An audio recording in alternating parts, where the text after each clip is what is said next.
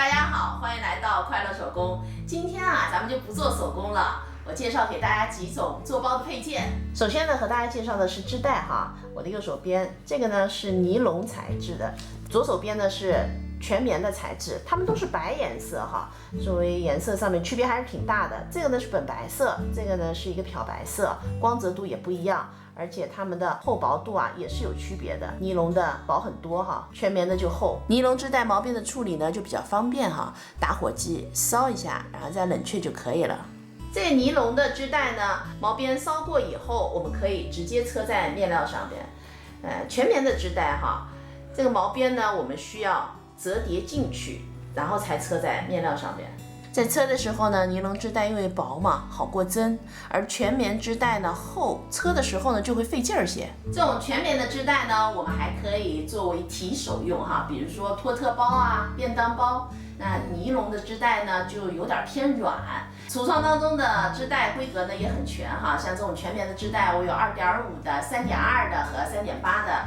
尼龙的织带呢有1.5的、2.5的和3.8的。那在这儿和大家说一下哈，像这种2.5宽的织带，那使用的面呢是最广的。1.5厘米的织带我们可以用在这种小包上面，比如说手机包。3.8的宽度的织带我们可以用在这种大的运动包旅行包上面用的就很合适。下面呢和大家介绍的是第二种做包的配件哈，金属的包扣和塑料的包扣。金属包扣呢，我一般配的是全棉织带哈，塑料包扣一般是配尼龙的织带。你看哈，塑料的日字扣穿织带的空隙呢很小，如果配全棉的厚的织带，那在调节的时候呢，摩擦力会很大。塑料的包扣呢，就是比金属的包扣款式来的多哈。比如说这个插扣，那我们做包的时候用在前边，还有腰包，我们腰带的地方给分开，还有那个双肩包，双肩包的背带上也是需要这样的插扣的。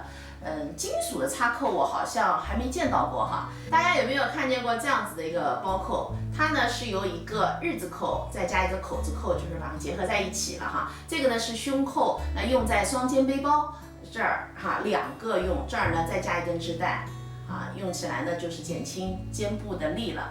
做包的时候咱们选择金属扣还是塑料扣，那这是根据个人的喜好和你做包的风格来的。我自己就挺喜欢金属扣的，因为它很有质感，而且做好之后呢就非常的硬朗哈。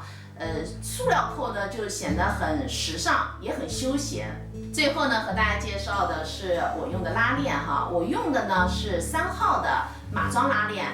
这个拉链呢是手工用的哈，因为它是拉链头上是没有锁扣的，和服装拉链是有区别的。这个拉链呢，咱们就是用多少减多少。现在大家看到的是3号的尼龙拉链哈，它的齿软薄，我呢一般都用在内口袋上哈。它2头呢是不用剪齿的，直接车就行。那树脂拉链呢，拉链齿就硬，我一般用在包口。我们车的时候呢，要把2端的拉链齿给剪掉。今天介绍的这几种配件呢，在我橱窗里都有哈，如果感兴趣您可以去逛逛。